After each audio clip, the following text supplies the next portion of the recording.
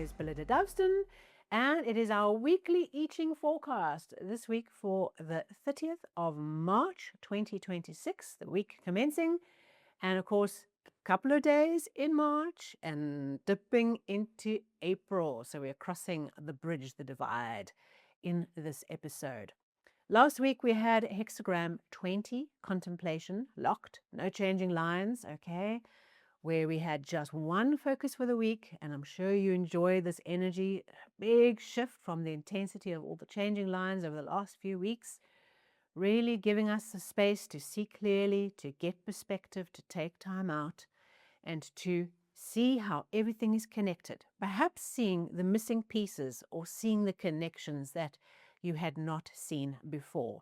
And if you had the opportunity and you made the opportunity to take time out personally, professionally for your team, no doubt there are new things that are in your mind, new perspectives, new refocused ways forward that are going to help you traverse the next stage of your life and your business.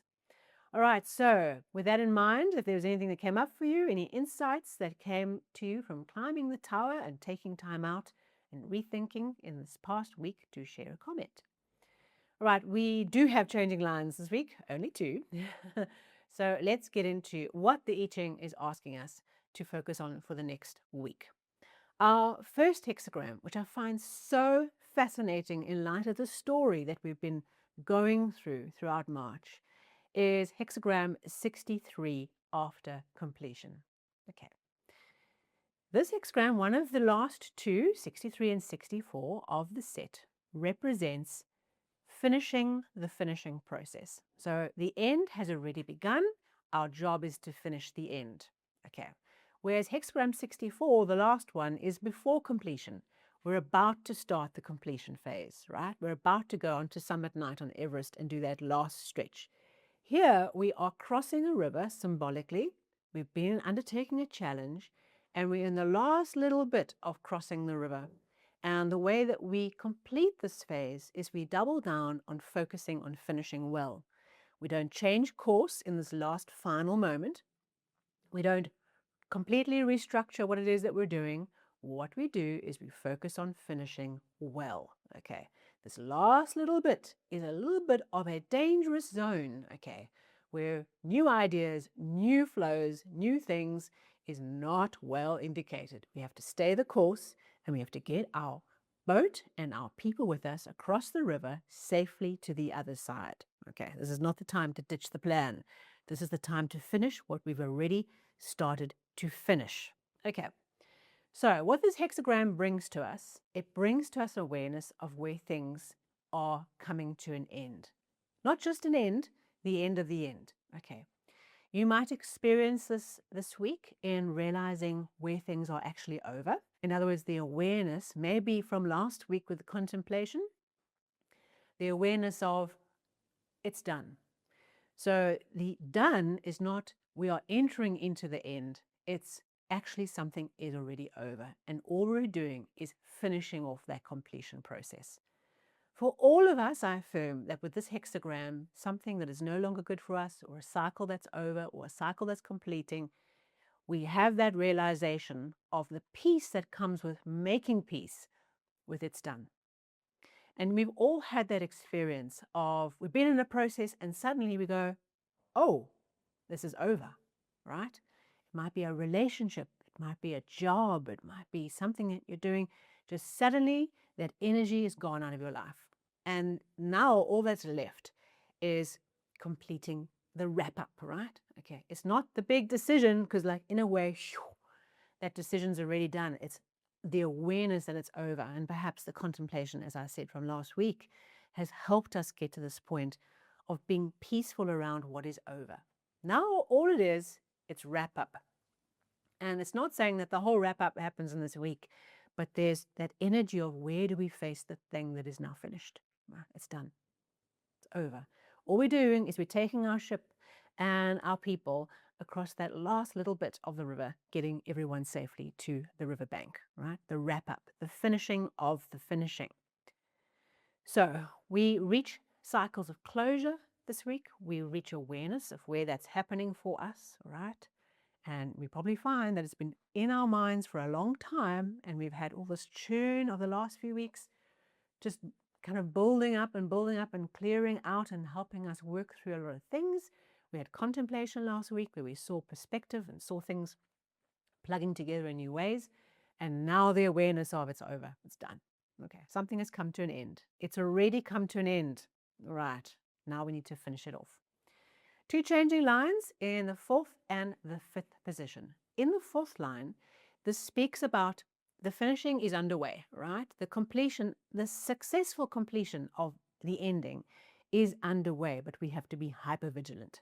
So in a way, we've gone halfway across the river. We're now in the latter half of the river, and we can see the river bank, right? And it looks like everything will be okay. But if we are not hyper vigilant with all this water churning around us, there is a chance that there's still risk. Okay, there is risk. There is the opportunity for us to tip over if we aren't working as a team. We have to be hyper vigilant and hyper focused on what is happening here. Okay, so part of this process is not relaxing, okay, not getting comfortable, all right, not getting nonchalant about what we're doing or assuming everything's going to be fine. There's a finishing here where there's tension, right? And the tension is asking us to be vigilant and really focused on what's going on in this situation. In position 5, this is a beautiful line of blessings from a crossing well done, of a completion process that is, really we're celebrating here. But what we do is we don't celebrate by being loud and ostentatious and bravado and empty. We celebrate what has been achieved by being sincere and humble and bringing our simple offering to the party, all right? There's something around being really simple and humble in our principle as we celebrate some kind of ending. There's something here that we have overcome an obstacle, right? There is a sense here that we have overcome it. We have achieved something. We've got to the other side of the riverbank. What we're needing to do is just be in our principle, not be loud and over the top, right, and empty. We have to be humble and powerful in our quiet offering that we bring to our state of mind of being sincere and being truthful and being in our power, in the quiet power. Okay, that is how we maximize the blessing that has come to us this week. Right. Our second hexagram relating from those two changing lines, I'm happy to report, is hexagram 55, abundance. Okay, this is the harvest. This is a culmination, all right. And in a way, this idea of endings and completion with hexagram 63, there's also an idea of completion and fulfillment in hexagram 55. It's where the harvest has reached its maximum, right? Everything's been bundled up. Everything is now, there's a harvest energy. We can now capture the abundance that we have created, all right? But it's also a completion, right? And once everything's been harvested and taken out the field, we've got to begin again and we've got to reset. It's not something that lasts forever. It's an opportunity to reap what we have sown.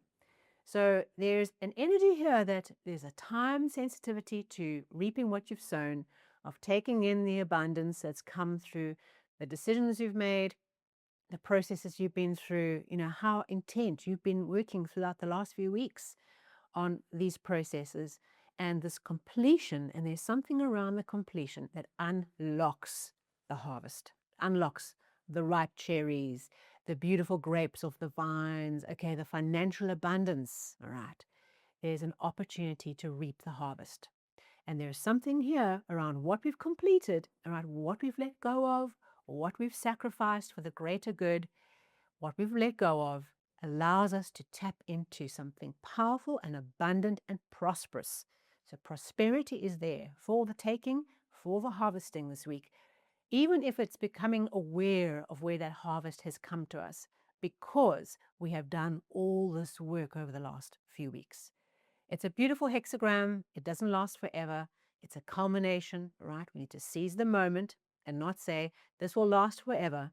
We seize the moment, we seize the day, we bring in the harvest, okay, and we create a space where we share the table with others. That is how we maximize this week. Endings and abundance through the harvest.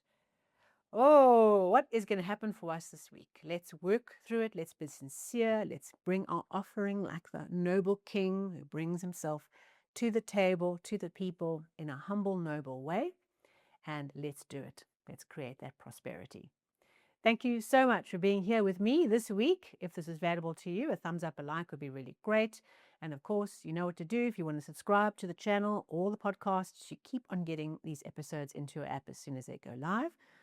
And next up on our schedule, it's April, right? We've dipped a little bit into April in this episode. We're going to get stuck into the monthly forecast for April, and then shortly thereafter, getting stuck into April with our weekly forecasts.